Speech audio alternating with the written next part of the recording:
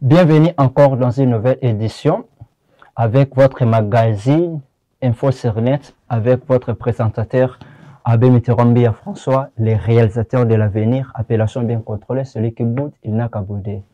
Bakongomani lelo toye na information ya sika na o etali ba marchandise périmée ou bien te ba marchandise abandonné na mboka ya Congo to pe na ville ya Kinshasa.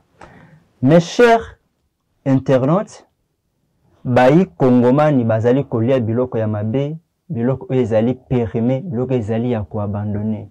Ndenge nini ba Congolais bazolia biloko eza périmé? Est-ce que OCC a salaka contrôle na été? Est-ce que l'État congolais a yebi en quoi engagement na été ou bien te ba responsabilité na été pour na peuple baba na kolia biloko eza périmé to pe abandonné? Tika tozongisa coup de chapeau na ba agent to pe na ba kondi ya DGD ya Kin Aero bauti kosala musala kitoko na kotiela bino ba image. DGD ya Kin Aero bauti kokanga ba vivre frais périmé, ba tabac, ba produits pharmaceutiques, moi biloko belé alimentaire ou ezali ya kobeba oyo batu balingaki balesango peuple congolais. DGD akangi ba viande to pe ba misuni oyo utaki na mboka ya Kigali ekotaki na nzela ya Goma pona koya na Kinshasa. Misuni wana deja ba viande wana esi ekomaki na ville ya Kinshasa.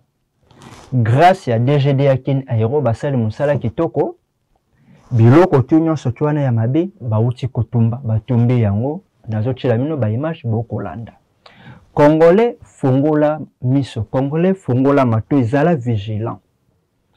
Tala eloko nini okoki kolia, tala eloko nini okoki kolia te. Pona na bilialia ya mwana nde ba Kongomani ebele bakokufa. Bolanda.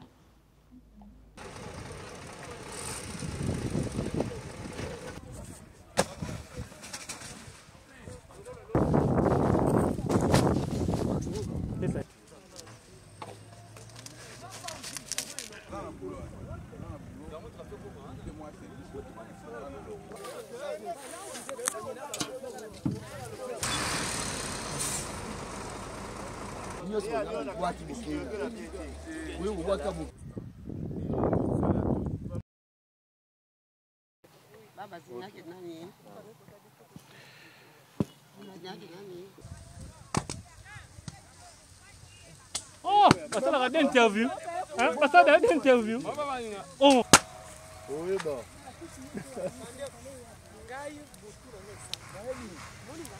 L'opération que nous venons de réaliser ces jours, c'est dans le cadre des attributions de la douane. Parce que c'est une disposition du Code de douane. Dans son article 283, alinéa 2, il est stipulé que toute marchandise dont la valeur vénale est inférieure à sa valeur de jour doit passer par une incinération. Ça veut dire quoi? Il y a des marchandises, vu le temps que ça a mis dans les installations douanières, vu leur état de détérioration, leur valeur d'avant, ça perd leur valeur d'avant. C'est ce qu'on appelle valeur vénale. Donc, ça ne sert plus à rien. Les propriétaires ne viendront jamais pour les récupérer.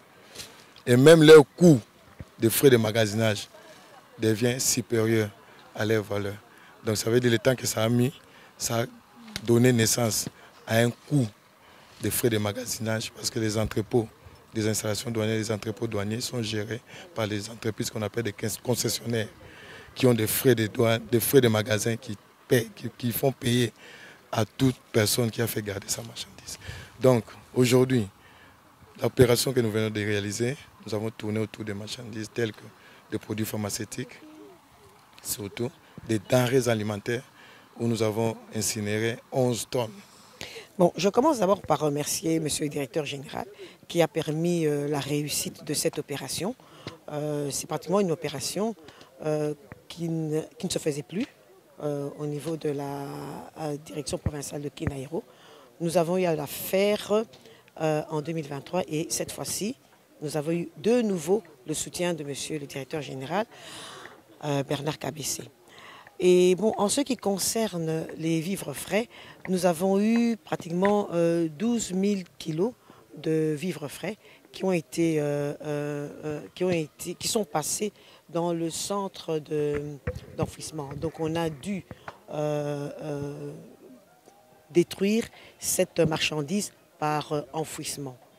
En fait, il y a plusieurs manières de pouvoir détruire des marchandises, mais pour les vivres frais, c'est par enfouissement. Donc, ils ont dû creuser un trou profond pour pouvoir jeter toute cette nourriture.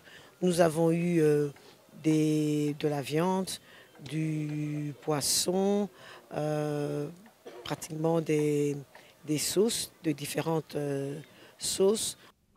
Merci beaucoup, mes chers internautes. Boti kolanda elema ndenge nini DGD yakini aéro batumbi topé basali destruction des marchandises périmées et abandonnées dans la ville de Kinshasa ou dans la République démocratique du Congo.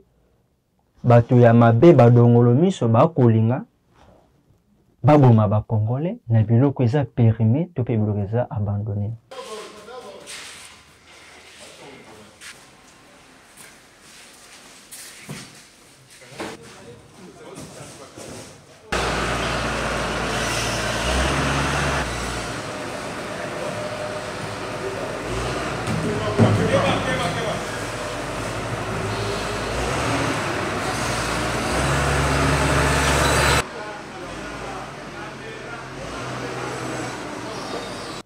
Coup de chapeau na mokonzi ya mboka, Monsieur Félix Antoine Tshisekedi Fachi Beton. Merci notre président de la République pour na bokasi nyonso ozali kosala pour na mboka Congo ekende liboso. Merci na gouvernement mobimba. Merci na équipe ya DGDA oyo bauti kotumba biloko ezali périmé topé abandonné. Tosengi bino longonya makasi. Merci beaucoup plus na balandi ya info sur net. Tokotani bongo na mokolo o ezali koya. Bonne vie na mabota na bino. Merci.